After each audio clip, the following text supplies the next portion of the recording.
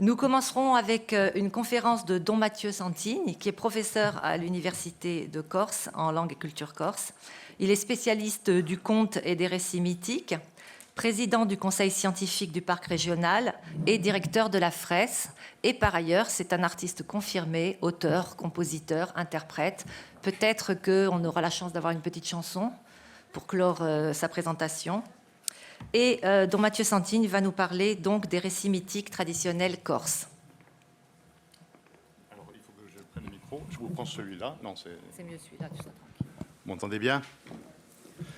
Bien, bonjour à toutes et à tous. C'est bon pour la... Encore un peu. Sous la moustache. Voilà. Donc, bonjour à toutes et à tous. Mon intervention s'intitule « Égards et regards ». Alors, j'ai choisi une homophonie pour cette communication. C'est un peu la difficulté lorsqu'on a une communication à faire. On cherche un titre qui soit un peu en décalage avec la commande. Mon intervention ne concerne pas directement l'otium, les croyances, mais des récits qui peuplent nos mémoires et nos littératures. Et c'est à partir de ça que j'ai pu tresser la communication dont je vais vous faire part aujourd'hui. Alors je remercie aussi Élise Milano qui me donne l'autorisation d'utiliser une de ses œuvres pour la première diapositive de mon intervention. J'aime beaucoup son travail et en fait il y a toujours une appréciation mythique dans ce qu'elle fait. Et donc, c'est la deuxième fois que j'utilise une de ses œuvres pour illustrer la première diapositive d'une intervention en colloque. Alors, voilà, égards et regards. En fait, les égards, on sait ce que c'est une attention qu'on porte à quelqu'un. C'est un regard qu'on porte aussi. Étymologiquement, en fait, c'est prendre soin. C'est avoir une attention pour quelqu'un. Et c'est donc regarder aussi. En fait, c'est la même étymologie que le mot regard. Donc, égard et regard, ça va bien ensemble. Je vais passer mon temps à lever les lunettes et les remettre parce que ce sont des loupes. Et si je veux vous voir, je suis obligé de les enlever. Et par contre, pour lire, je suis obligé de les remettre. Voilà, donc une étymologie commune qui dit donc cette idée de prendre soin, mais cette idée aussi de surveiller. Et surveiller, ça a un double sens. Si vous voulez, lorsqu'on surveille quelqu'un, il y a une dimension qui concerne la bienveillance, et puis il y a une dimension qui concerne aussi la défiance, la méfiance, l'envie, la jalousie, des sentiments qui ne sont pas forcément nobles, et des sentiments qui peuvent nous amener d'ailleurs jusqu'à la haine. Et évidemment, donc, c'est une manière de regarder qui est empreint, je dirais, d'une certaine forme, je dirais, d'énergie qui circule. Et ça tombe bien parce qu'en fait, la vue en tant que sens, c'est le premier de nos sens, puisque c'est à partir de la vue qu'on réceptionne, qu'on recueille 80% de nos perceptions. C'est la vue qui le fait. Donc le fait que nous puissions utiliser ce sens en premier, eh bien, ça a beaucoup de sens dans une société d'interconnaissance comme la nôtre. Vous voyez, en fait, le village, le quartier, fait qu'on a le regard sur l'autre et vice-versa. Évidemment, les autres ont le regard sur nous. Et en fait, ce regard que nous échangeons, eh bien, ça va structurer les rapports sociaux et ça va même instaurer une forme de contrôle social.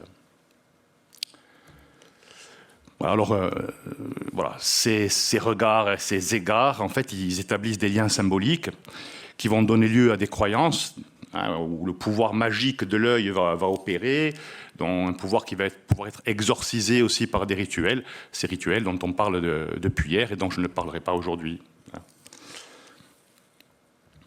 Voilà. En fait, ce qui nous concerne, c'est ce que Pierre Hadot a appelé le voile d'Isis. En fait, c'est un voile qui dissimule une partie de la réalité. En gros, Pierre Hadot a écrit ce livre, c'est un très beau livre qui s'appelle Le voile d'Isis, qui part en fait d'un fragment d'Héraclite, où Héraclite dit « La nature aime à se cacher ». La nature aime à se cacher. En fait, c'est tout simplement pour dire que la nature est voilée. Nous ne voyons qu'une partie de la réalité. Et par rapport au récit dont on va parler, en fait, ce sont une manière de comprendre que le monde de l'homme n'est pas matérialiste tel qu'on peut le concevoir aujourd'hui, mais pour les croyances populaires, c'est un monde qui est séparé en deux milieux. Davia Benedetti parlait hier de mésologie. En mésologie, l'homme grandit avec ses paysages, mais ces paysages aussi sont liés à cette nature qui ne dit pas tout d'elle, et donc qui garde une part cachée, ce milieu invisible qui dit où se trouvent les morts une fois qu'ils sont passés, qui dit où se trouvent les esprits, où se trouvent les dieux, où se trouvent les êtres polymorphes, les êtres hybrides qui peuplent nos imaginaires. Et donc, c'est à partir de ces deux milieux, visibles et invisibles, que va se mettre en place une forme de dialectique entre ce que l'on voit et ce que l'on ne voit pas, ce que l'on est autorisé à voir et ce qu'on ne doit pas voir, et ce qui peut nous rendre aveugles, et ce qui peut nous éclairer aussi. Donc c'est chaque fois entre ces deux milieux que va s'orchestrer cela. Et en gros, ces récits mythiques racontent les transgressions qui existent entre ces deux milieux. Voilà, je vais un clin d'œil à notre sponsor. Voilà, alors les récits mythiques, ils ne mentionnent pas directement les rituels dont on a pu parler hier, mais en fait, ils présentent des situations où on va comprendre justement que la dimension sacrée fait partie du récit. En fait, les récits mythiques disent une forme de sacralité. Ils ne disent pas tous de la même manière. Hein, on va voir. On a parlé hier de sorcières, de streghe, de janare. La sorcière, d'abord dans les récits mythiques, ce n'est pas la même sorcière qu'on trouve dans les récits d'apparition, dans les croyances, ou dans le conte, ou dans le mythe. C'est un personnage différent. Il s'appelle de la même façon, mais ce n'est pas la même chose. En fait, pour parler des récits mythiques, il faut parler du mythe. Alors, très vite, mais comme j'ai gagné 5 minutes, je vais pouvoir en dire 2 mots. Le mythe, on le doit aux Grecs, le mot mythos, voilà, qui est opposé au mot logos. Je ne vais pas faire mon Olivier Battistini, je crois qu'il le ferait beaucoup mieux que moi. Mais pour être clair, en fait, si on part de la sorcière dont on vient de dire 2 mots, en fait, la sorcière du village, la personne étrange qui vit retirée du monde et qui subit toutes les accusations possibles liées au regard des autres, évidemment, celle-ci, elle appartient à un monde qui est un peu à l'interface entre ce milieu visible et invisible. Et en fait, les récits que l'on peut connaître sur ce type de personnage nous renvoient à des récits d'apparition, parce qu'une sorcière, c'est pas seulement parce qu'elle est étrange, mais c'est aussi parce qu'elle peut se transformer. Elle peut se métamorphoser, elle peut faire du mal, on en a parlé hier. Elle peut sucer le sang des bébés, elle peut rentrer chez soi. Enfin, et donc, elle a donc un contact avec ce milieu invisible. Elle a obligatoirement la possibilité d'entrer en commerce, diraient les inquisiteurs de la fin du Moyen-Âge, avec le malin ou avec le monde invisible. Bon, ces récits d'apparition, on pourrait penser qu'ils ne relèvent pas du mythe. Mais en fait, oui, tout à fait, parce que derrière ces récits d'apparition, lorsqu'on voit un mort, lorsqu'on voit un fait étrange, un animal qui se comporte bizarrement, une sensation étrange, le fait de voir quelque chose qui n'existe pas, un fantôme, voilà, ou tous ces récits de maisons hantées, tout ça, en fait, nous rappelle que ces croyances nous renvoient à cette forme de conception du monde avec un milieu visible et invisible. Ça nous rappelle cela. Et en plus, derrière, ça nous renvoie à un culte qui est très ancien, qui nous renvoie avant même la création des mythologies, c'est le culte des ancêtres, le culte des morts. Et c'est très étrange de voir que malgré la technologie que nous connaissons aujourd'hui, le monde hyper technicisé, après les siècles des Lumières que nous avons traversés, le développement de la science, etc., ces cultures ont persisté. Ces croyances ont persisté. C'est-à-dire un peu comme le livre n'a pas effacé les cathédrales, comme l'écran n'a pas effacé le livre, eh bien, le culte des ancêtres s'est perpétué jusqu'à nos jours. Peut-être qu'il est un peu moribond aujourd'hui, mais en tout cas, il a persisté oralement, par l'éducation. Il s'est transmis de génération en génération.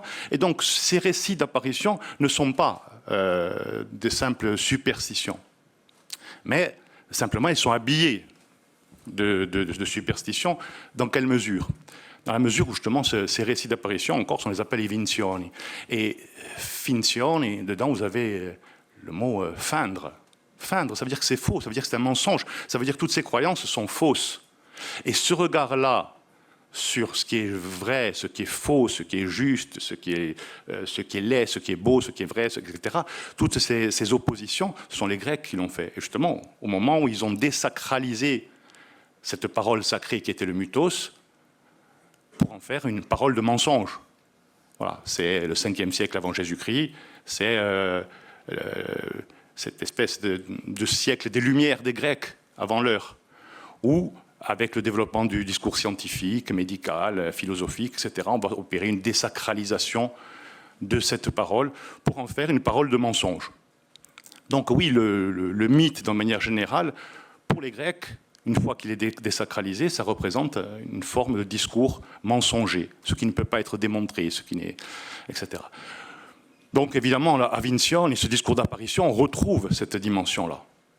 Si on prend le conte c'est pareil. Le conte, bien, encore c'est avola.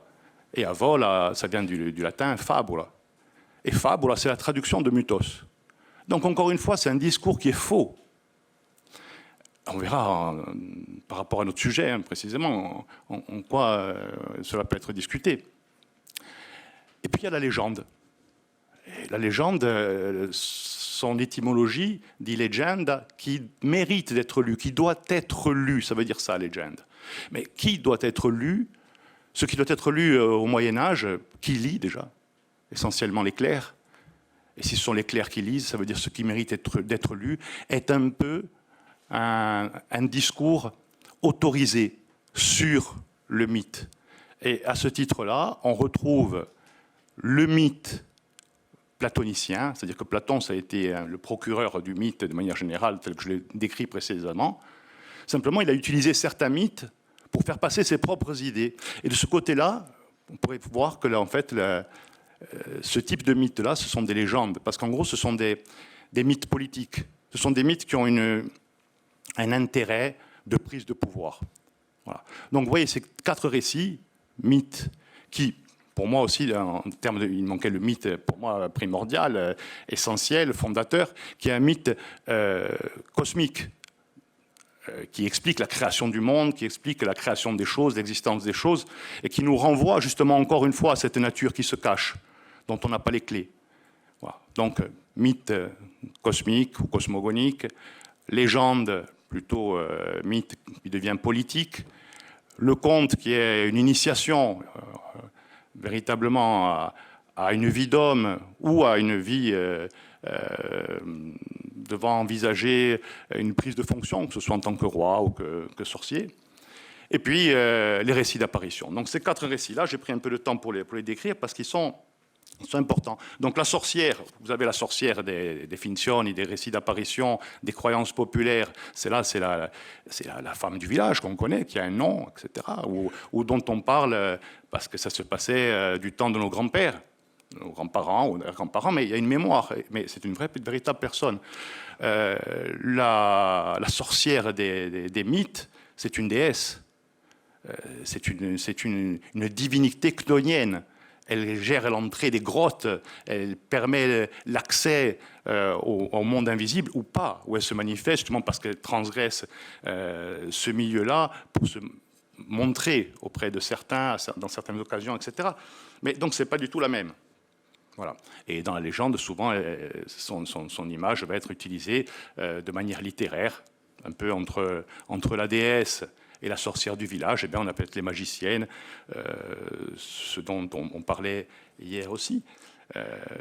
Mais on a donc, avec le même mot, des sens différents.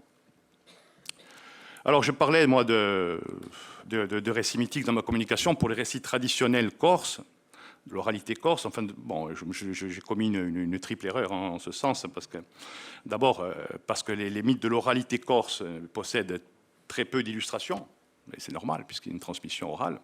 Donc, en fait, elle repose sur l'imaginaire et sur l'évocation et sur la représentation qu'on peut se faire des choses à partir de son propre imaginaire. Mais aussi parce que ces mythes, ces récits sont universels. On a bien vu que la description d'Ayanar hier, c'est exactement ce qu'on a dans nos villages, enfin, ou ce qu'on avait. Donc on a une mémoire commune. Et lorsqu'on me dit, ouais, mais ce sont des récits peut-être qui remontent à l'an 1000, mais l'an 1000, c'est quoi? C'est 40 générations. C'est quoi 40 générations? 40 fois une mère qui va expliquer des choses, qui va raconter, ou un père à ses enfants, c'est rien 40. On perd des choses, bien sûr, mais il y a des choses qui se transmettent. Et donc, le côté universel de ces récits-là, il est bien connu, les matériaux sont différents. Si on est dans un désert, on ne va pas raconter forcément une histoire de forêt, et vice-versa, mais en tout cas, la symbolique est la même. Et bon, la troisième raison qui fait que mon titre était un peu restrictif, c'est que les représentations ont évolué. Frédéric Valère en parlait hier aussi, donc les représentations... vous voyez cette méduse derrière, ce n'est pas une méduse qui fait peur, c'est une méduse, on a envie de la rencontrer, on a envie de faire connaissance. Voilà. Ce qui montre tout à fait que les imaginaires ont changé. Aujourd'hui, tout ce qui est vampire, sorcière, par la suite, sur nos écrans, bien, on a envie de se perdre la nuit au coin d'une rue pour les rencontrer. Voilà. Et ce qui est complètement différent des imaginaires de nos grands-parents, sans aller beaucoup plus loin. Qui concevaient les choses de manière beaucoup plus importante. Voilà, j'avais mis un minuteur, mais je ne l'ai pas mis en marche, donc donc j'y vais. Non, je ne suis pas proche de la fin, mais je ne voudrais pas perdre trop de temps. Alors, voilà, donc si on regarde ces dieux de l'Antiquité, des mythologies connues, et on peut les regarder parce que de toute façon ils font partie de ces mythes qui sont entre le mythe et la légende, parce qu'en gros lorsqu'on crée comme ça un panthéon de dieux, on retrouve toutes les fonctions sociales qu'on a créées sur Terre. Et évidemment, ces dieux-là ressemblent beaucoup aux hommes. Marcel Detienne, dans un livre qui est resté célèbre des années 80, parlait de l'invention de la mythologie, disait qu'en fait, au siècle, entre guillemets, des Lumières, le 5e siècle avant Jésus-Christ chez les Grecs, les philosophes, les savants ont mis en avant déjà tout l'aspect scandaleux de ces dieux, du comportement de ces dieux, qui se comportaient comme des hommes, mais pas forcément des hommes bien éduqués, puisque en fait, chez ces dieux-là, eh bien, on voit des voleurs, des violeurs, des gens qui mentent s'il faut mentir, des gens qui ont en fait, tous les vices des hommes, en gros. Ils sont très humains, voilà, et ils sont aussi jaloux. Voilà. Évidemment, le fait qu'ils aient toutes ces qualités-là va être un problème, je dirais, pour des gens qui veulent penser un projet de société. Bon, Platon déjà à l'époque, mais d'autres. Vous pouvez penser quelque chose de vertueux. Donc, qu'est-ce qu'on peut faire de tous ces dieux-là? Vous voyez, c'est bien la raison pour dire que tout ça, ce sont des mensonges. Tous ces mythes-là, c'est n'importe quoi. Ça peut pas. C'est des discours qui ne peuvent pas être cohérents pour penser à un avenir. Et entre parenthèses, si vous aviez ça aujourd'hui, si à l'époque ils avaient eu les réseaux sociaux, vous pensez bien que la vie des dieux aurait été très, très discutée, très intéressante. Bon, il y aurait eu les tabloïds aussi, les magazines de Pouta qui auraient fait aussi leur marché. Et le fait est que je vous parle de ça, pourquoi? Parce que ces dieux, lorsqu'ils se manifestent auprès des hommes, on est dans un espace-temps qui est un peu bizarre. C'est que les dieux, ils habitent sur l'Olympe, chez les Grecs, etc. Ça veut dire qu'en gros, les hommes et les dieux cohabitent ensemble, quoi. Il y a cette espèce de frontière entre le milieu visible et invisible. Il est très, pour ainsi dire, très très faible. On connaît les fleuves, on connaît les entrées pour aller aux enfers. On sait par où y aller, quoi. On sait où rencontrer les dieux, on sait où on peut rencontrer une nymphe. Voilà, on n'est pas sûr de la rencontrer, mais on sait où ça peut se passer.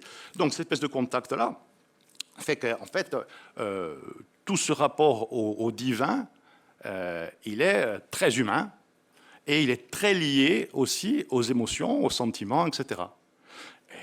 Donc, lorsqu'un dieu se manifeste auprès des humains, il va utiliser une enveloppe animale. Bon, En général, l'animal, c'est le meilleur véhicule pour franchir un milieu invisible au milieu visible. Voilà, ça se passe dans tous les récits mythiques. Vous voyez un animal, que ce soit dans un conte, souvent c'est un mort. Mais dans un conte, on ne le dit pas, mais l'animal, il parle. Alors on pense qu'il parle pour faire joli pour les enfants, mais ça n'a rien à voir. Mais c'est comme ça que ça se construit.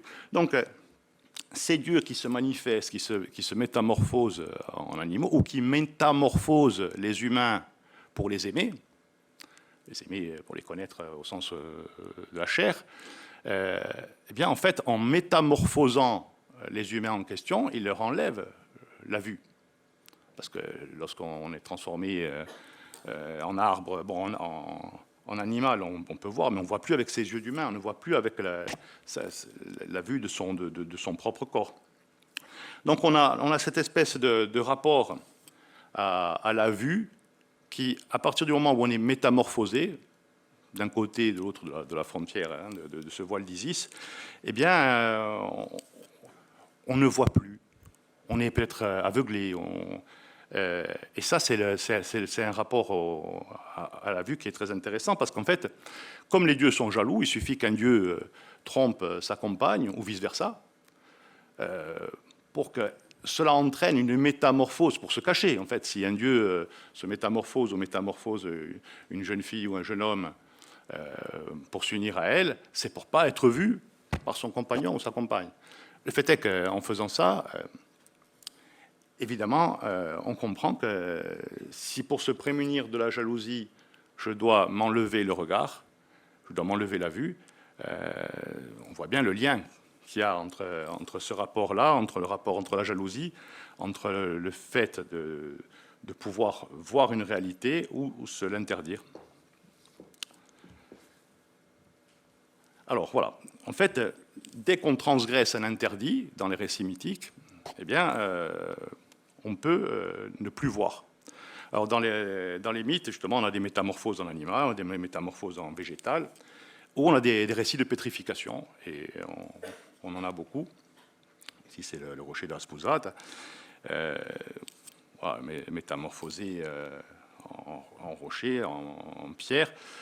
Alors ça, c'est un mythe corse, hein. Mais de pétrification, pourquoi? Parce qu'elle n'a pas respecté les codes, elle n'a pas respecté sa mère, elle a méprisé la mère, elle allait se marier. Bon, pour ceux qui ne connaissent pas l'histoire, voilà, elle devait se marier, elle a laissé sa mère seule, elle n'a pas invité au mariage. Lorsqu'elle revient chez elle, la mère pense qu'en fait, elle a des remords, elle va l'inviter. Non, en fait, elle a oublié, comment je dis, le racloir du pétrin. Bon. Et la mer va la maudire et elle se transforme en montagne, et les gens qui l'escortent, pareil, en gros, parce qu'elle a transgressé. C'est un interdit moral, bon, voilà, cette espèce de mépris, etc. Donc elle perd la vue.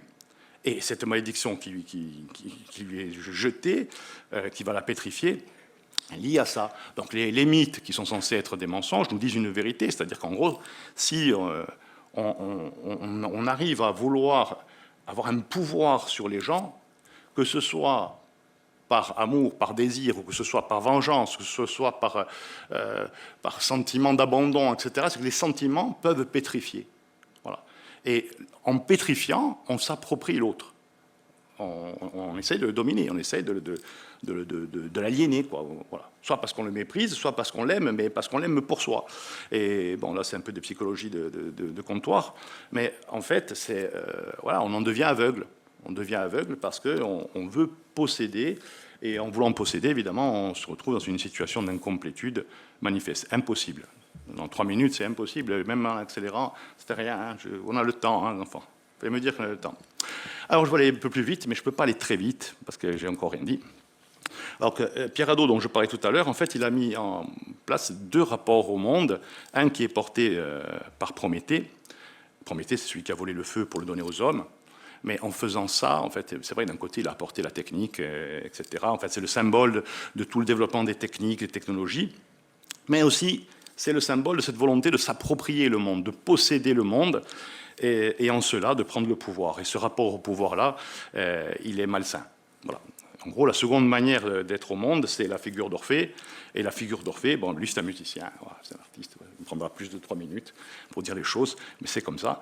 Et en fait, il veut prendre sa part au monde sans le posséder. Et ça, c'est un message qui est tout à fait, je dirais, universel et qui aujourd'hui a beaucoup de sens. Voilà, ça ne lui enlève pas pour autant sa puissance, mais il ne recherche pas le pouvoir. Voilà, donc ça, dans notre époque aussi, c'est intéressant de le savoir, de le dire. Voilà. Donc dans ces récits, en fait, l'impact du regard, il se joue entre puissance et pouvoir. La puissance de faire les choses, la puissance de se réaliser, mais le pouvoir qui, lorsqu'on l'obtient, en fait, ne sert qu'à s'enfermer dans... Bon, évidemment, ça ne veut pas dire qu'il ne faut pas de pouvoir, puisqu'il n'en ferait rien. Mais ce n'est pas une critique du pouvoir en soi que je dis, mais je dis que c'est la quête du pouvoir soulève aussi ce que les Grecs appelaient l'hubris, la démesure, et donc qui fait que le destin, à un moment donné, va punir cette démesure. On l'a dans tous les récits, dans tous les mythes. Même Zeus, le roi des dieux, est impuissant face au destin. Voilà, et on retrouvera du côté romain, etc., Fortune, qui est incontrôlable. Le destin lui-même est au-dessus des dieux. Et lorsqu'on franchit, évidemment, c'est la limite de ce qui doit être fait, de sa mesure, de sa propre mesure, eh bien, à ce moment-là, on est puni. Voilà, alors, les légendes aussi disent les prises de pouvoir, ces prises de pouvoir, que ce soit des seigneurs, etc., elles disent aussi le miraculeux lorsque c'est une légende chrétienne, parce que justement on veut montrer que tel héros, tel personnage a fait le bien, et donc c'est un miracle, etc. Mais c'est une prise de pouvoir quand même. Et voilà. Et évidemment, dans les récits d'apparition dont je parlais au tout début, c'est de la puissance des morts dont on parle, parce que ce sont eux qui détiennent le pouvoir, on dirait entre guillemets, sur la nourriture qui est sous terre, etc. Et donc, par rapport à notre faible condition humaine, c'est évident que c'est très compliqué à gérer. Alors, vous voyez, je fais une espèce de tour rapide sur l'esthétique, sur le rapport à ce qui doit être vu. Voilà, dans les deux premières illustrations, vous voyez qu'on n'a pas du tout envie de rencontrer ces personnages-là de nuit, parce que ce qui peut être vu est dangereux pour soi, on peut y perdre la vue. On ne doit pas regarder un dieu sous sa forme réelle, on ne peut pas regarder l'épaule d'une fée, même si on a réussi à la courtiser. C'est une interdiction qu'elle va donner à son amant. Évidemment, il va aller au-delà, il va être puni. On ne peut pas regarder une sorcière la sorcière du village qui pratique un rituel nocturne, sinon se met en danger. Un être hybride qui peut apparaître, on parlait Verdon parlait du bajalisque hier, des lieux interdits aux hommes, Ioardat, propice aux apparitions, les lieux d'eau, on en parlait aussi, en certaines circonstances, je vais vite. Donc là-dessus, la vue et voir quelque chose peut être dangereux pour soi. Dans les contes, eh bien, la beauté est souvent déguisée. Bon, donc on a une forme animale, c'est une métamorphose, bien sûr. Mais en gros, la beauté, soit on va la cacher, Tignouze va recouvrir ses cheveux d'or d'un tissu et se faire passer pour un teigneux, parce que justement, il ne veut pas être reconnu. Et évidemment, au moment de la transfiguration du héros, à la fin du conte, comme dans tous les contes, la beauté va être révélée devant tout le monde et elle va sidérer. C'est-à-dire que la beauté, dans ce cas-là, sidère. Dans les contes, il n'y a pas des gens beaux, elle était mignonne, etc. Non, elle est belle comme une fleur, comme un soleil, comme la lune. Il n'y a rien de plus beau. Voilà. Et pareil pour le jeune homme. Voilà. Donc, ces histoires de vue aussi font qu'on peut perdre la vue aussi dans les contes. Il existe des potions pour retrouver la vue, l'Aqua Veronica par exemple, ou une fontaine qui va être gardée par une sorcière, mais donc une sorcière du conte. C'est aussi l'illustration, l'émanation d'une de ces divinités chtoniennes, mais qui a justement le secret de rendre la vue ou de pétrifier. On a ça dans les contes aussi, ils ont ce double pouvoir, et on voit bien là aussi que rendre la vue peut permettre à un moment donné, à la fin du conte, lors des transfigurations, de recréer encore ce rapport du regard qui va donner envie ou qui va jalouser ou qui va encore une fois remettre en place ce cycle d'envie, de jalousie, de désir qui est tout à fait humain et qui fait partie de la vie des gens. Bon, on sait très bien que les jaloux, par contre, sont punis dans les contes. Ce sont les contre-héros, ceux qui se font passer pour les héros. La beauté, elle peut être séquestrée par le mage ou par le méchant, si on veut, mais elle peut être aussi, on peut lui donner asile. Il y a un récit en Corse qui s'appelle Amaga. Et Amaga, donc, qui est une forme de sorcière, on dira, une magicienne, va protéger l'espèce de Blanche-Neige corse qui est pourchassée par sa belle-mère, elle va la protéger, elle va la recueillir chez elle, alors que normalement, una maga, un mago, c'est fait pour manger les gens. Ben là, non. Donc il y a une espèce d'ambivalence de ce rapport entre vu et pas vu, visible, invisible, beauté qui doit être montrée ou cachée. Voilà, donc je finirai là-dessus très vite. Voilà, en rappelant ce que disait aussi Doumé Verdon hier, c'est que bon, les devins, les oracles, souvent sont représentés aveugles. Ils ne voient pas. Ils ne voient pas avec les yeux d'homme, mais ils voient dans les arcanes de l'invisible, ils voient dans le milieu invisible. Et ça, cette vision-là, cette possibilité de traverser le voile d'Isis, évidemment, c'est lié à une initiation qui permet de rechercher ce contact-là. Tous les initiés du monde recherchent ça, les ascètes aussi. Et en fait, dans une modalité moins contraignante et plus courante, le rêve permet de se rendre aux frontières de l'invisible, permet d'avoir des messages venant des défunts, permet d'avoir des prémonitions, permet d'avoir comme ça des informations qui normalement ne sont pas données dans le monde, dans le milieu visible. Et évidemment, tous ces rêves de Mazzer, ces rêves de Mupa, de Squadra d'Arozza, des choses comme ça, qui sont évidemment des rêves prémonitoires et dont sont victimes, entre guillemets, les passeurs d'âmes, eh bien, font que cette barrière-là peut être franchie en rêve. Donc ça veut dire dans un moment où on a encore une fois les yeux fermés. Et c'est ce qui nous permet de comprendre que la vue dans le milieu invisible ne fonctionne pas avec les yeux. Et ça, c'est vraiment connu aussi depuis la nuit des temps. Voilà, donc je conclurai là-dessus en disant que ce milieu-là et le voile d'Isis et les messages portés par ce milieu invisible sont souvent très peu explicites. Voilà. Mais c'est lié justement à cela, à cette espèce de voile.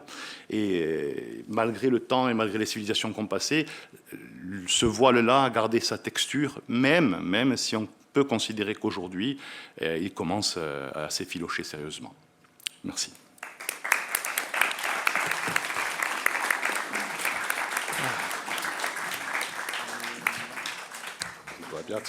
Alors. 2 minutes.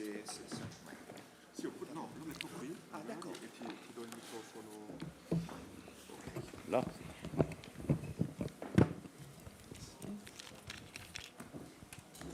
Alors bonjour à tous. Pour ceux qui n'étaient pas là hier, on a à disposition une traduction simultanée pour les interventions qui seront en langue étrangère, en italien et en espagnol. Donc la prochaine intervention sera en italien. Et pour ceux qui auront besoin de la traduction simultanée en français, alors il faudra scanner le QR code qui était à l'entrée. Il y en a plusieurs, il y en avait 2 à l'entrée. Ceux qui ne l'ont pas encore fait, il y en a un à disposition ici qu'on peut vous transmettre. Et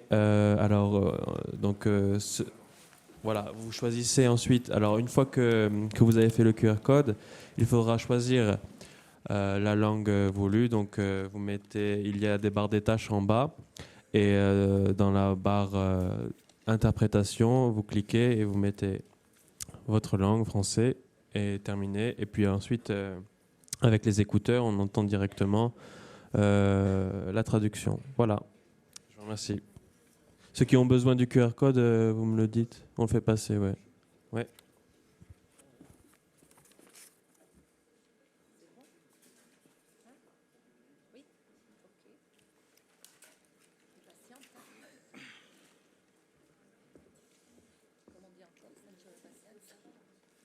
Pazienza. En italien, c'est la même chose. Presque la même chose. Exactly. Vous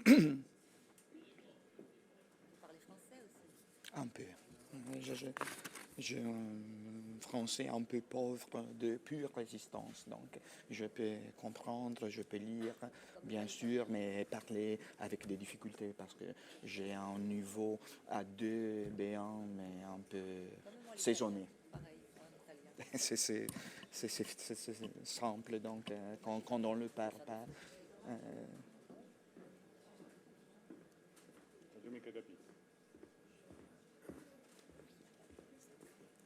oui. C'est bon les QR?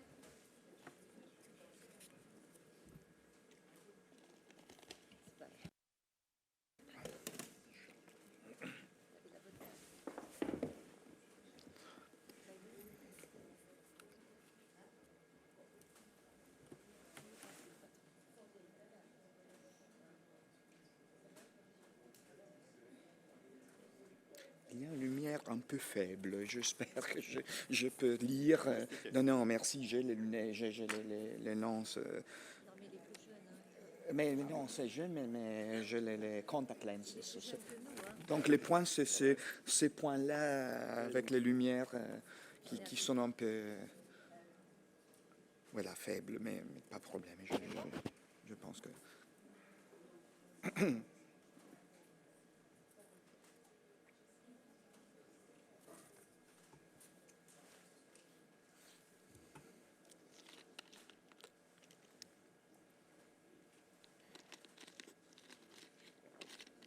Donc, si j'ai bien compris, on va avoir la discussion après, à la fin, d'accord, de la session, de la séance.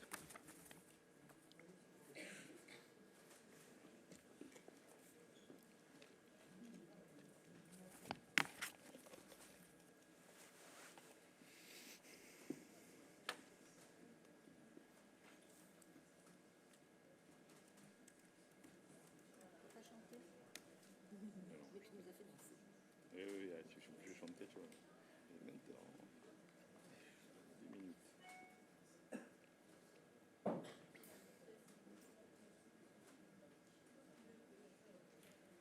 attends, il faut que je rêve, cet après-midi, je suis dans le comité de suivi de thèse. Oui. Ah ouais. Les assistants à faire. Je fais un colloque la semaine dernière, colloque cette semaine. Oui, oui, mais bon, je fais rien d'autre. Donc, je cherche quoi. C'est quoi cette histoire de phone? Ah, c'est pour se connecter. Non, c'est pour la traduction.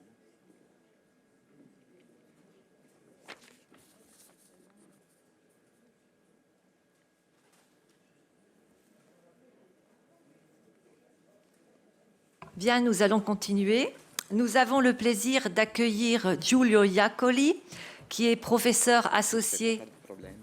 à Eh ben, Iacoli. c'est pas grave, ce n'est pas grave.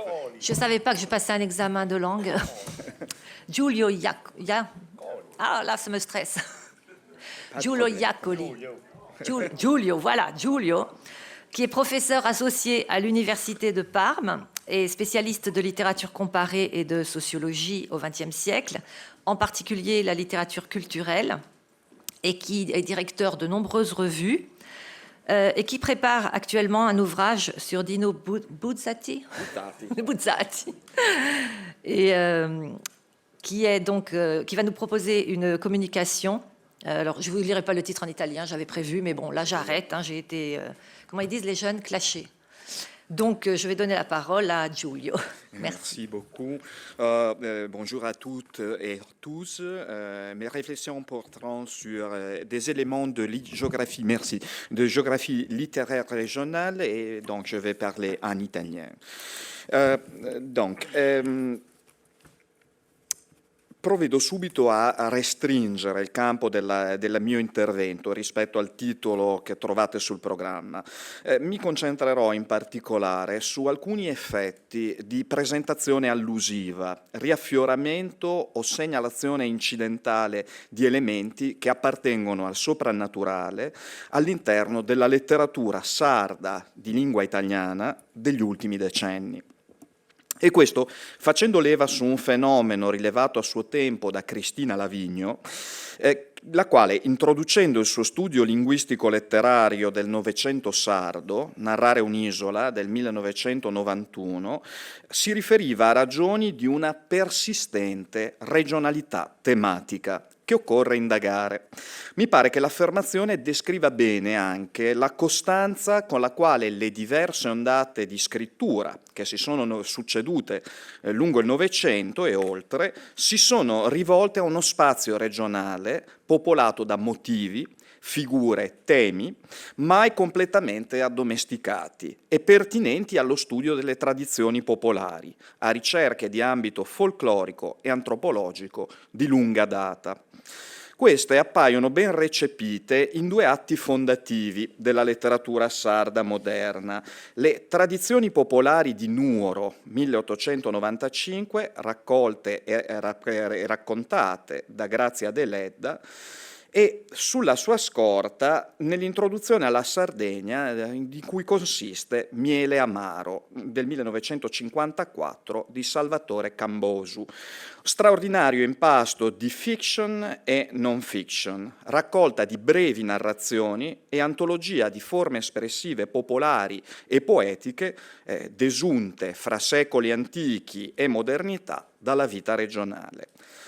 Nella solitudine, così caratteristica nelle definizioni di Cambosu del popolo sardo, nel suo distintivo, per certi versi insanabile isolamento, è dato di cogliere l'accompagnamento di un fitto repertorio di figure perturbanti, alla vitalità di riti e superstizioni, alla descrizione accurata di pratiche e credenze che lo studioso correda di brevi osservazioni volte a relativizzarne l'odierna efficacia, insistendo sulla diminuita credulità popolare, si affianca il sentore di un'inquietudine irrisolta, l'intuizione di una convivenza nei fatti con l'atavico contrasto tra divino e forze del male, con un soprannaturale concretizzatosi in forme e manifestazioni locali. Una convivenza ravvicinata questa nella coscienza di una differenza regionale tra storia e mito, dai caratteri in pieno risalto, dotati di autorità e di spiccati tratti morfologici, sovente irrelati al di fuori della regione. Si pensi al mistero emanato tra forma e funzione, parlando in termini storico-architettonici, dei nuraghi, o come delle domus deianas, a cui torneremo. Insomma, si tratta di un potere che potremmo definire performativo. Luoghi e presenze soprannaturali sussistono a lato dell'esistenza quotidiana, esercitano una forza suggestiva che le narrazioni contemporanee, spesso ancora così legate allo specifico regionale, recepiscono, per rilanciarle in modi inventivi o parodici oggi, sempre giocati sulla coscienza della caratterizzante differenza a cui ho accennato.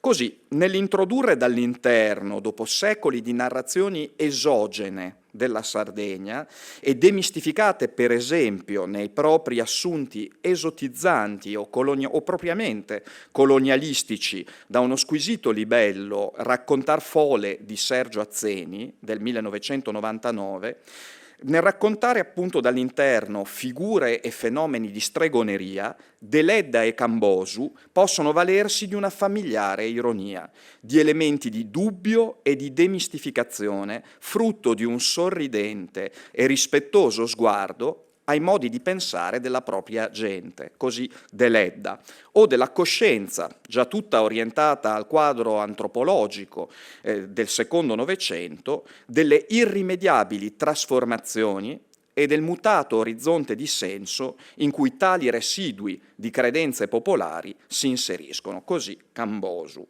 Possiamo vedere in atto una simile mentalità moderna, diremmo, nella presentazione delle Janas, strutturando in tal modo un filo critico che ci condurrà alla seconda parte del mio intervento e alle raffigurazioni di maghe e figure stregonesche nella narrativa contemporanea.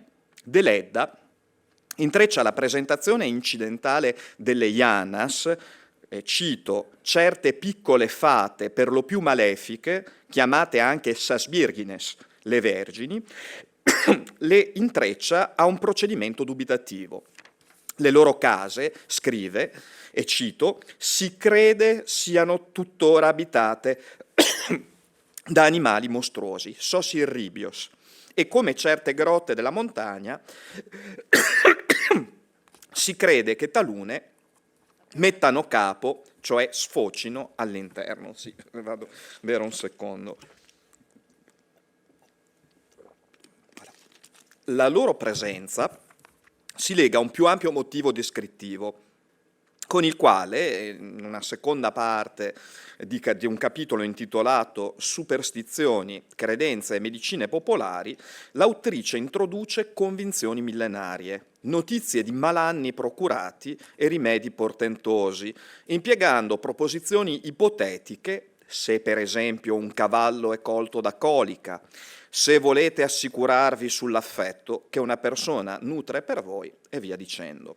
Il cauto, ipotetico, dubitativo, divertito e perciò fedele, nella trascrizione di quanto letto e sentito da diretti testimoni, reso conto di Deledda, si specchia a quasi 60 anni di distanza nel procedimento di Cambosu, volto, come ho accennato, a far entrare nel quadro cenni a una trasformazione storica e delle mentalità capace di porre apertamente in questione connotati, significato e efficacia d'azione delle piccole fate, appunto le yanas. So se si riesca a leggere, ma già il sardo, egli, non crede più nelle yanas che custodiscono i tesori con tanta gelosia da vendicarsi sul minatore, colui che andava a cercare nelle loro case i minerali preziosi, seppellendolo con le frane e abbreviandogli la vita con le malattie. Egli crede invece oggi nella tecnica e nella medicina. Può essere rimasta, questa è una invenzione narrativa di Cambosu, questa nonna Vincenza Urru, appunto la depositaria di questo secolare patrimonio di conoscenze delle streghe. Può essere rimasta Vincenza Urru a parlare del diavolo che presiede all'oro e lo fa Carbone, ma tornando alle Yanas, sarebbero nella mitologia personale di nonna Vincenza non solo golose di miele, ma anche gelose dei loro metalli. E allora fenomeni come appunto fughe di vene, frane, allagamenti, esplosioni anticipate o ritardate o imprevedute, ma anche personali, non solo dei monti, coliche, cecità, vita abbreviata e senza canti, con tutti e questi altri malefici, esse infieriscono sui minatori per vendicarsi degli spaventi alla dinamite e delle loro lampade e dei loro furti. Ma forse, e qui certamente senza forse, nonna Vincenza è l'ultimo esemplare di una razza che va scomparendo. Le vecchie come nonna Vincenza nell'isola si possono ormai contare sulle dita d'una mano. Tant'è, è cominciata anche qui la stagione del vidisti credisti. Oggi i bambini nascono con gli occhi aperti, sicché il carbone del Sulcis è rimasto nudo di una vera e propria mitologia paurosa. Si può apporre a questo quadro la visione di tali figure sospese tra mito e conformazione fisica dei luoghi e abitare dei luoghi da parte di Michela Murgia, affermatasi, lo ricordo, con il romanzo Accabadora del 2009, incentrato sul personaggio, il romanzo, di zia Bonaria, preposta a intervenire sui malati terminali per porre fine alla loro agonia. Ecco, nelle case del villaggio è colei l'accabadora che accaba, che conduce al termine, come in spagnolo acabar, le esistenze altrui. Nel viaggio in Sardegna del 2008, la prospettiva postcoloniale a cui Murgia accorda il proprio racconto, con l'ambizione di sfatare le immagini stereotipate dell'alterità sarda, stabilizzatesi nel corso dei secoli, si coniuga nell'ultimo capitolo a un intento di rivendicazione leggibile come propriamente femminista. Assieme alle pratiche, alle attittidoras e altre figure di mediazione fra quotidiano e soprannaturale, attive rispettivamente nelle operazioni di legatura, pronte a lanciare o togliere il malocchio, e nell'espressione del lutto attraverso la guida del canto, accanto a queste, le yanas si stagliano tra le figure di una femminilità sarda, poliedrica e plurisignificante, autorevole, capace nuovamente di ribaltare l'immagine consolidata della donna sarda, silenziosa, ancillare rispetto all'uomo e uomo d'azione al suo fianco. Come già, grazie a Deledda, anche Michela Murgia lascia aperte le porte dell'immaginazione all'incontro con le yanas. Gran parte delle leggende sarde rivelano questo meccanismo di sovrapposizione, quando le protagoniste sono femminili, creature femminili. Tutte le storie che rivelano la presenza di un controluce di natura sciamanica, un qualcosa qualcosa, un sottofondo, potremmo dire sempre di natura sciamanica, finiscono per parlare di donne con caratteristiche demoniache. Così andare a cercare le Janas, bellissime, piccole, fate, tessitrici d'oro che abitano gli anfratti delle rocce, può farti trovare tesori incommensurabili, ma anche sottrarti per sempre al tuo mondo, come nella mitica Avalon dei Celti, puoi avere vissuto, viaggiato per anni e anni, al tuo ritorno dei tuoi cari nessuno sarà più vivo da decenni. Con la descrizione di Murgia siamo giunti tra le forme di una letteratura contemporanea sarda che, lungi dal rescindere il proprio rapporto con l'alterità caratterizzante, lungi dal sottacere le voci che popolano la storica differenza regionale, le reca come segno distintivo, come presenze capaci di esprimere quella particolare esperienza spazio-temporale, quell'impasto di passato atavico, di mito e realtà presente che contrassegnava già la visione di viaggiatori novecenteschi. Per esempio Carlo Levi, non primo, Carlo, l'autore di Cristo si è fermato a Eboli, nel suo diario di viaggio intitolato Tutto il miele è finito, del 1964, annotava icasticamente che, e cito, i piani di rinascita e le avventure edilizie e turistiche risuonano come gridi in una caverna sotterranea, che toccano fugaci il sonno millenario del pipistrello pendulo dal suo nero rifugio di roccia. Chiusa la citazione. Se risulta difficile oggi, credo, imbattersi in abitatrici delle zone più impervie della regione, come le Janas, in una narrativa che spesso privilegia ambientazioni urbane, le piste del genere poliziesco, dell'inchiesta su una realtà intricata, irriducibile alle apparenze della geografia sarda, della geografia storica sarda, i nomi che posso fare sono quelli di Mannuzzu, Angioni, Fois, Puligi e altri, o del romanzo a sfondo sociale, Tankis, Soriga, Flavio Soriga.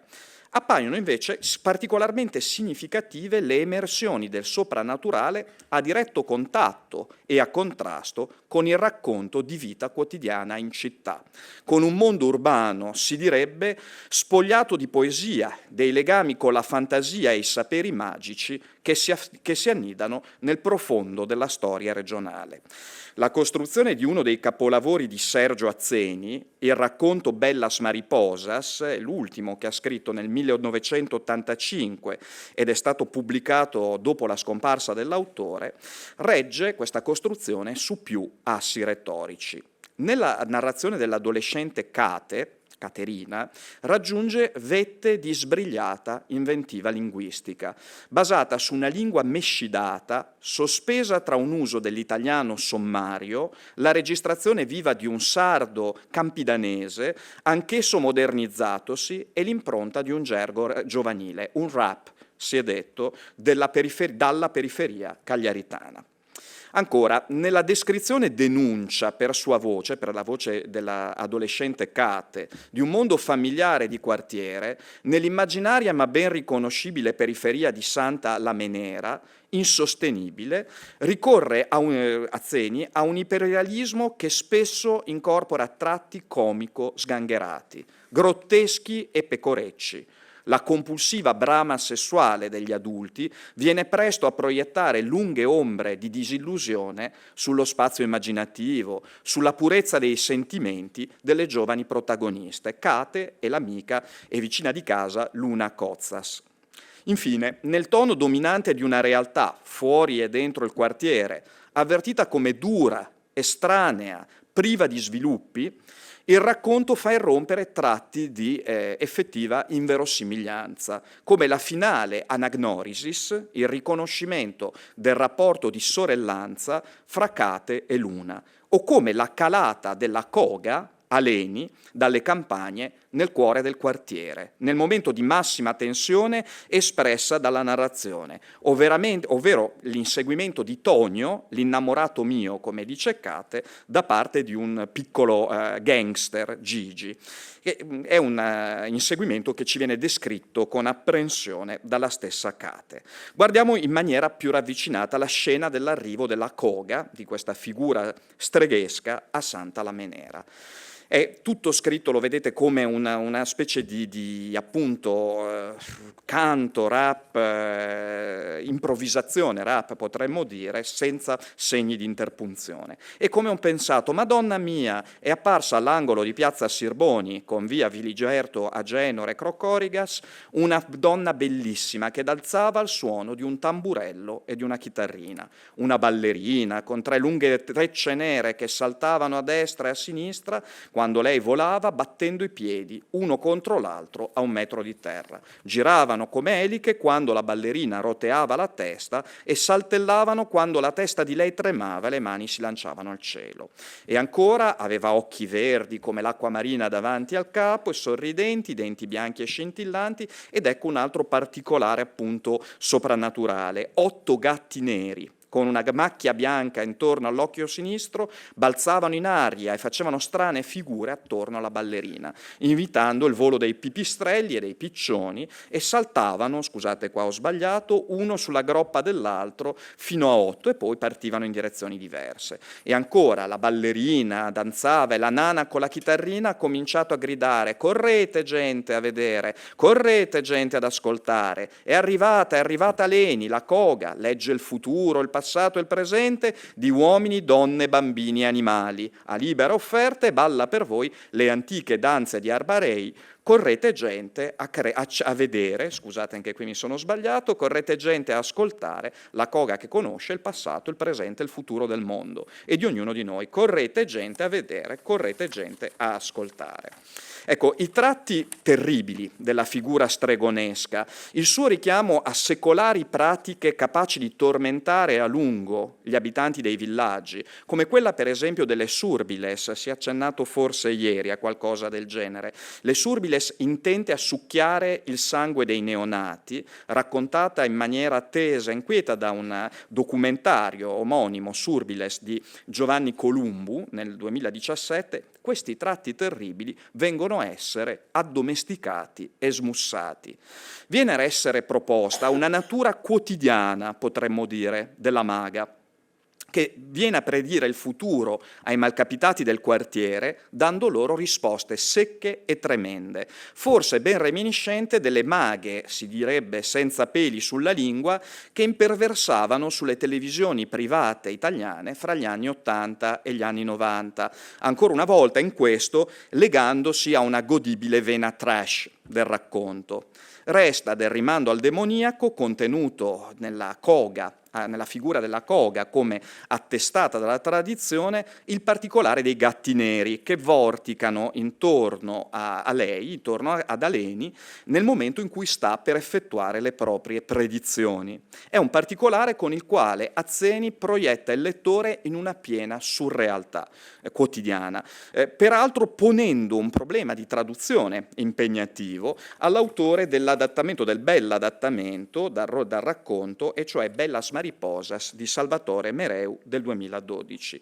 Ecco, Mereu ha risolto questo problema di traducibilità con quella che mi pare una fine intuizione di regia e prima ancora di sceneggiatura.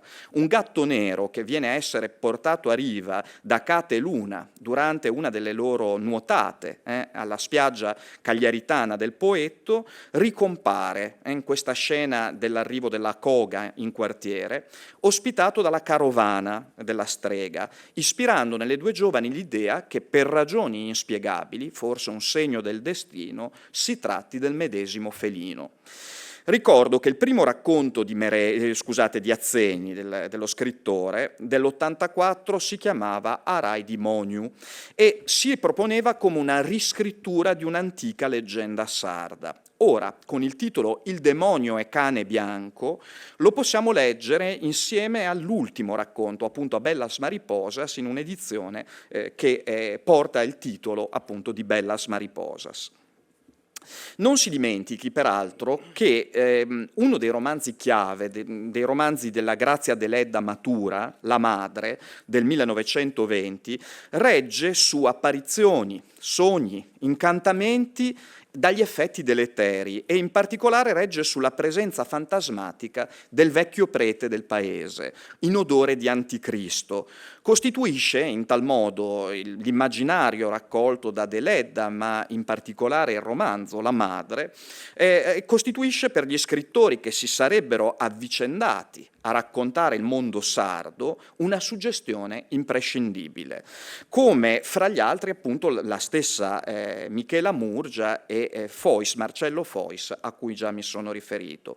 E già appunto lo riconosceva in un rapporto ambivalente, misto di ammirazione e volontà di superamento del paralizzante stereotipo regionale, lo stesso Sergio Azzeni. Questo per dire della continuità lungo la carriera dello scrittore di un fondo magico-mitico che sorregge il grande romanzo di formazione dei Sard, Passavamo sulla terra leggeri, pubblicato anch'esso dopo la morte dell'autore nel 1996, e che riaffiora questo fondo magico-mitico in modi ironici e spiazzanti nella sua tarda narrativa, a dirci dello sguardo acuto e del postmoderno disincanto con il quale lo scrittore guarda a un ricco patrimonio territoriale e culturale.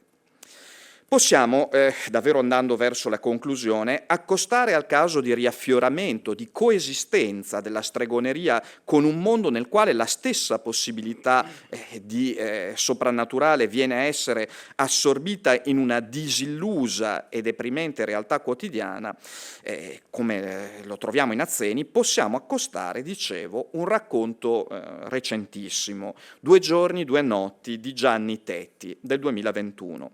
Qui siamo oltre le preoccupazioni di realismo proprie del racconto sociale o della tendenza spiccata verso il poliziesco delle ultime generazioni di scrittori, di narratori sardi. Voilà.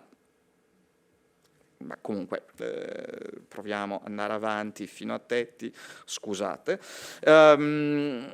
Siamo, diciamo, appunto oltre questa tendenza, che peraltro entrambe, cioè l'ambientazione urbana e l'adesione alle regole del poliziesco, richiedono la necessità di operare riferimenti precisi alla realtà regionale o urbana. Siamo invece in una Sardegna futura, dai tratti grigi, desolati e violenti. A risveglio, dopo una sniffata di colla, una giovane, Zema, si mette alla ricerca del bambino che ha partorito il giorno prima, rapito dal padre del suo compagno. Per ottenere informazioni essenziali al raggiungimento del proprio scopo, Zema non esita a farsi passare per stria o magiazza, come già era la madre defunta, con l'occhio di Santa Lucia, l'occhio dei malogros al collo, approfittandosi della credulità di un adolescente affetto da disturbi psichici e fisici. Il cammino di Zema e del compagno, Larentu, passa per la Domus Dei Anas, abitata da un vecchio che li aiuterà nella loro missione. Il racconto sfocia in un finale aperto che prolunga l'attesa del lettore nello stato iniziale di torpore, desolazione e devastazione in cui è immersa la landa futura, dove questa sorta di post-Sardegna, dove la vicenda appunto è ambientata. Ecco, siamo in un testo reminiscente del genere distopico, di opere ultracontemporanee come The Road di Cormac McCarthy, e la Sardegna profonda dei saperi magici e della coabitazione con le streghe che infondeva paura e inquietudine alla vita negli stessi villaggi, appare ora sfondo arcano, inaccessibile e senz'altro impossibile a comprendersi. A livello tematico, come già in Bellas Mariposas di Azzeni, l'apparizione della figura stregonesca si dà per contrasto con la risibile credulità popolare, esibendo in un mondo spossessato del sacro le 2 vie che la narrativa sarda contemporanea intraprende: il processo di assimilazione, l'omologazione come fine della differenza sarda, già ben delineato dai racconti di Giulio Angioni, contenuti in A Fogua Intru, A Fuoco Dentro, 1978, e, d'altra parte, come Azzeni, Murgia e altre scritture testimoniano, la disposizione immaginativa a vedere il proprio mondo come popolato, ancora in convivenza e possibilmente in dialogo con le figure inquiete disegnate dalle tradizioni popolari. Vi ringrazio.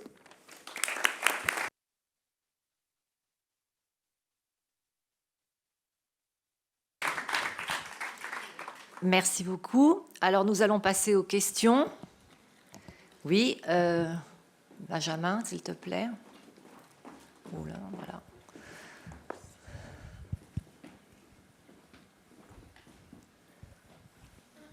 Merci. Alors, ce n'est pas vraiment une question, c'est plutôt une remarque relative à ton intervention, don Mathieu.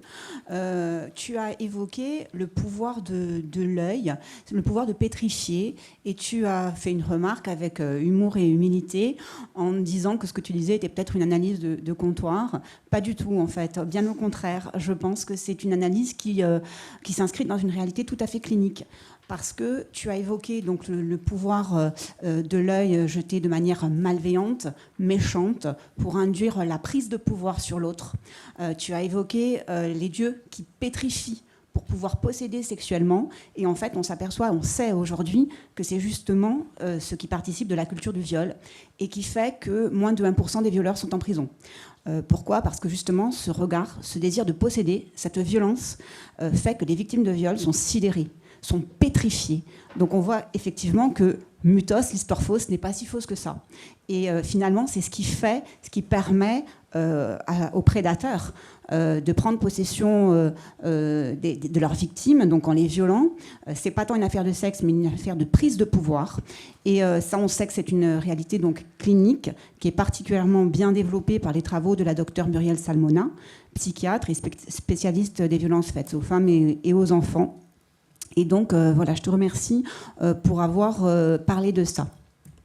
Merci Agnès. Ensuite, il n'y avait pas des mains levées par là ? Oui. Bonjour, je m'appelle Gilbert Paulette, voilà, et je suis psychanalyste à Bastia. Écoutez, M. Santini, votre intervention m'a fait poser plein de questions, si vous voulez. Et ça va me permettre peut-être de faire une différence pour que les gens entendent ce qui différencie la vision du regard, parce que c'est différent. Alors, on va raconter une petite histoire qui se passe souvent dans nos villages, pendant les fêtes de village, lorsqu'il y a un homme ombrageux qui a bu 2 ou 3 pastis, un peu parano, et qui voit quelqu'un qui le regarde. Il va le voir, il dit « Mais cosa hai a guardarmi? Qu'est-ce que tu as à me regarder ?» Et l'autre répond « Oh amigo, io so cieco. » Je suis aveugle. Ne regardez pas.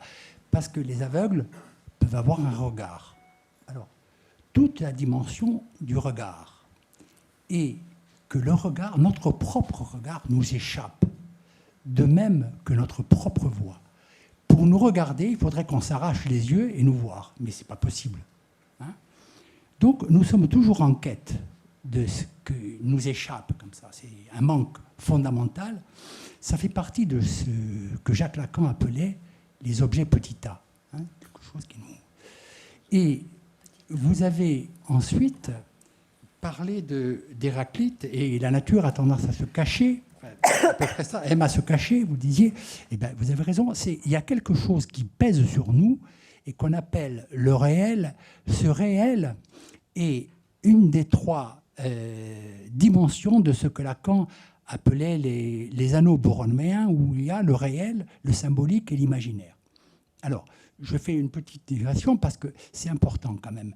Ce réel-là, qui nous échappe tout le temps, on essaye de le maîtriser en le faisant passer par un prisme, si vous voulez, le prisme symbolique qui est le langage et le prisme imaginaire qui est le regard. Hein, la voix et le regard, donc la parole et le domaine imaginaire. Et en passant par ce prisme, ça donne une image qui est la réalité, et chacun a la sienne. Bachelard disait la réalité est feuilletée. Et c'est par ce prisme qu'on peut avoir accès, si vous voulez, à quelque chose du réel, mais qui nous échappe tout le temps. Et ce réel-là ne nous laisse pas tranquille, parce qu'il aime à se faire représenter. Hein. Voilà.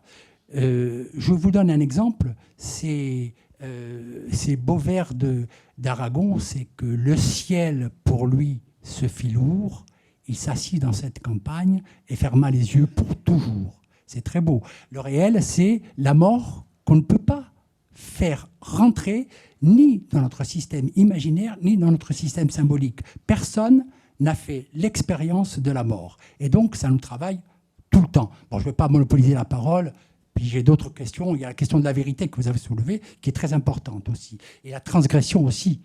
Quand on transgresse avec le regard, ça va mal. Si. Une autre question? Non? Là-bas, Vincenzo? Ah, j'ai bien. Alors, bonjour, merci. C'est aussi pour de Mathieu. Et c'est par rapport au conte qu'on a en Corse, hein, c'est Finzioni. Et vous avez évoqué un conte de pétrification, ça me faisait penser à Ovide.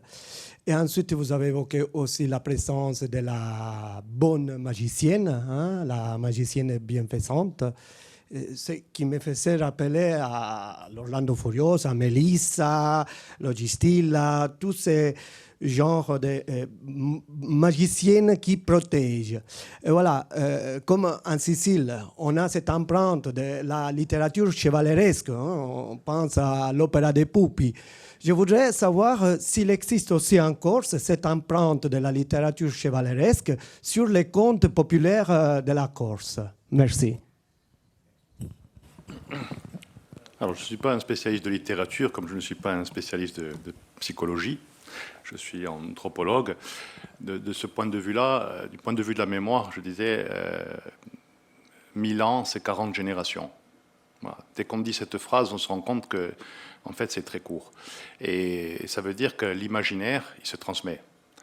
Alors, un imaginaire chevaleresque, c'est certainement pas en Corse le même que l'imaginaire chevaleresque, je dirais, de la quête du Graal ou autre, ou peut-être justement des quêtes chevaleresques de Sicile, etc. Mais on a les archétypes et on a aussi des va-et-vient entre littérature écrite et orale. On a des médiations qui se sont faites au cours du temps, que ce soit par les clercs, hein, ou que ce soit après justement par la littérature. Ce va-et-vient, il est permanent, il est enrichi. Après, il est certain que dans nos mythes, je dirais les oraux, on retrouve une forme de cet esprit, où vraiment le héros, c'est un archétype, hein, d'un point de vue jungien aussi, hein, donc on le retrouve partout. Si votre question repose sur le retrouver alors ça, je sais que les voyages...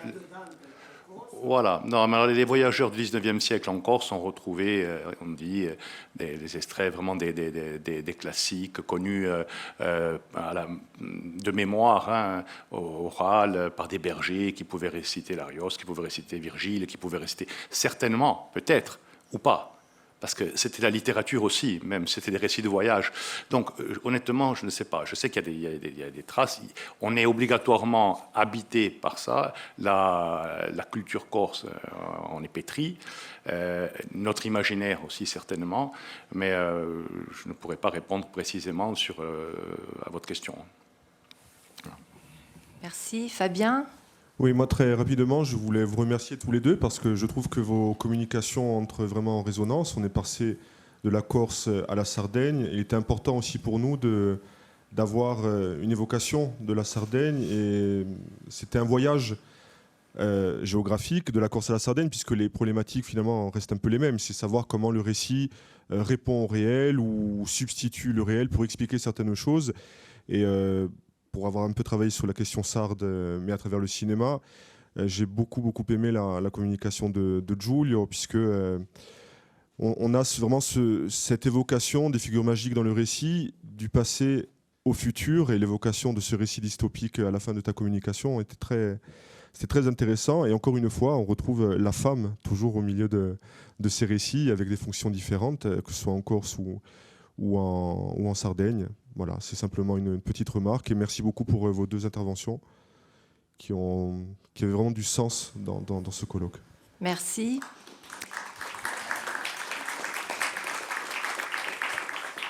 Moi, je vais me hasarder à poser une question à Giulio, très simple. Je dis hasarder parce que je ne suis pas sûre d'avoir tout bien compris. Et à un moment donné, vous abordez la question traditionnelle, ça fait la transition avec ce que tu viens de dire, de la diabolisation typiquement féminine. Et oui. Et j'ai fini la Bien question. sûr. Il s'emballe. Et il me semble que vous l'avez mise en parallèle avec la légende d'Avalon. Et je me trompe peut-être, hein, parce que dans mon souvenir, la fée Morgane d'Avalon, elle est ambivalente. Elle est aussi bien une fée du mal qu'une fée du bien. Donc, si elle est aussi une fée du bien, est-ce qu'on peut quand même parler de diabolisation ? Ou alors, j'ai pas bien saisi la mise en lien. Non, d'accord. Peux-je répondre en italien Oui, pour aller d'une façon un po' più semplice aux questions? Dunque, sì, credo che entrambi i punti tu li abbia colti e riguardano in qualche modo proprio questa fase, cioè dalla codificazione a questa ricodificazione che alcuni narratori, alcune narratrici mettono in atto, tra cui Michela Murgia, che è anche teologa e anche appunto imbevuta di studi filosofici e teologici da una prospettiva apertamente femminista. E quindi in effetti è la figura, direi, più adeguata a poter mettere in rilievo appunto quanto sia stata potente l'immagine nell'immaginazione comune questa assegnazione di un ruolo definito alle donne, come abbiamo già visto ieri, e come la Sardegna appunto proprio in questi studi da Deledda a Cambosu riproduce con certo una cultura, Deledda li chiama i berbos e sono detti così in Sardegna, effettivamente che sono le parole offensive, le parole volte a gettare il malocchio, le parole appunto con un contenuto diciamo aggressivo. Queste riguardano l'intera società. Alla donna sono assegnati dei ruoli, alla donna in odore di stregoneria sono assegnati dei ruoli specifici appunto nei quali è stata confinata, in un ruolo sempre anche che è volto a separarla dal maschile. E questo è diciamo uno dei poteri della denuncia, anche dell'oppressione contenuta nel modo con il quale anche la narrativa sarda o comunque una serie di considerazioni sulle tradizioni popolari sarde hanno guardato appunto alla donna, con i quali è stata raccontata e con i quali si è guardato.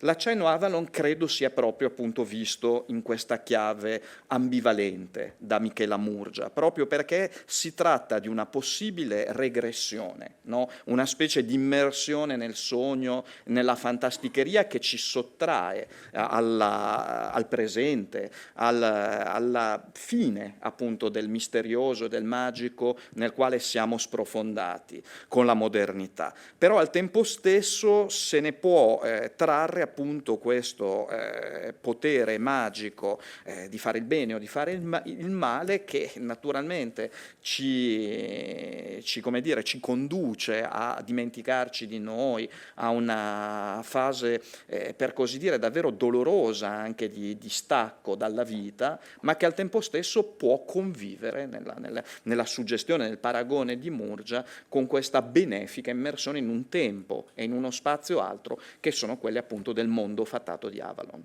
Spero di aver risposto a punto. Si je résume simplement, c'est un peu la différence qu'on va faire dans l'histoire de ces croyances entre le démoniaque et le démonique.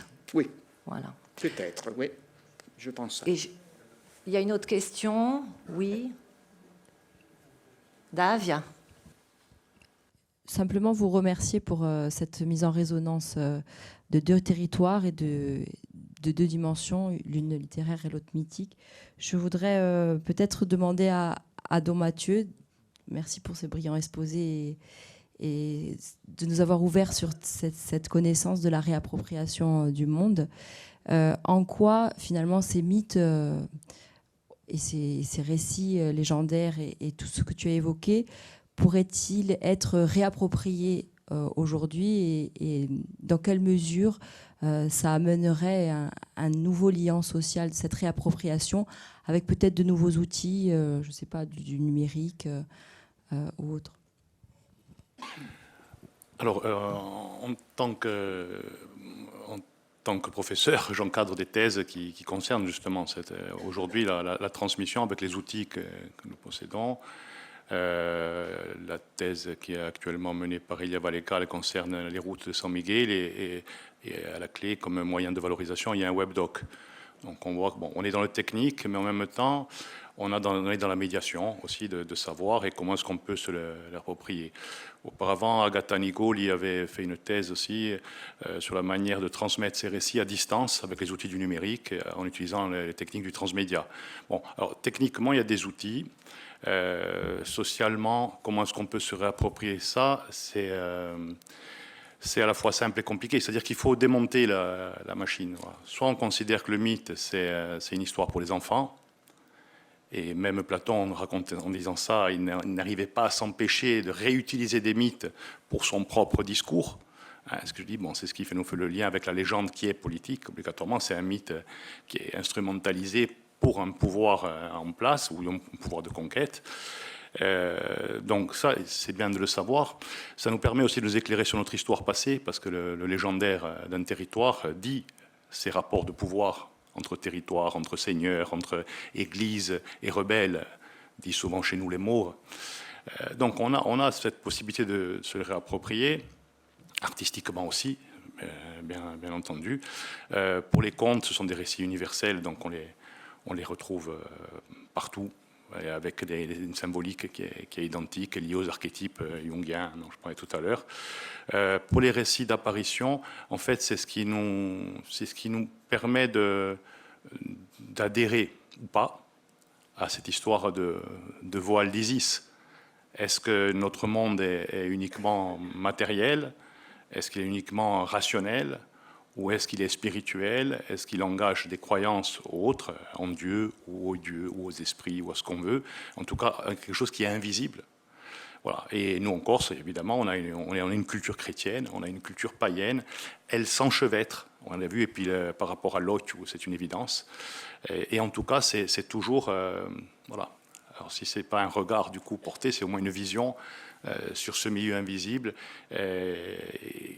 qui a, ne serait-ce que pas intérêt de nous donner du jus, de l'intérêt à cette vie. Voilà, parce qu'en gros, voilà, si on sombre uniquement dans une société technicisée, et on voit qu'on y va très très vite, de plus en plus rapidement avec l'intelligence artificielle, avec aujourd'hui le métavers annoncé par Facebook, on va rentrer encore dans de nouvelles dimensions. Bon, voilà. Que reste-t-il de la vraie vie avec des gens qui se rencontrent et qui font des choses ensemble et qui construisent des choses ensemble? Et à ce niveau-là, je pense qu'il y a une réflexion à la fois poétique et politique à mener. Merci, nous allons nous arrêter parce que nous étions en avance et maintenant nous finissons par être en retard. Donc merci pour ces deux conférences très riches et les questions. Et on applaudit encore.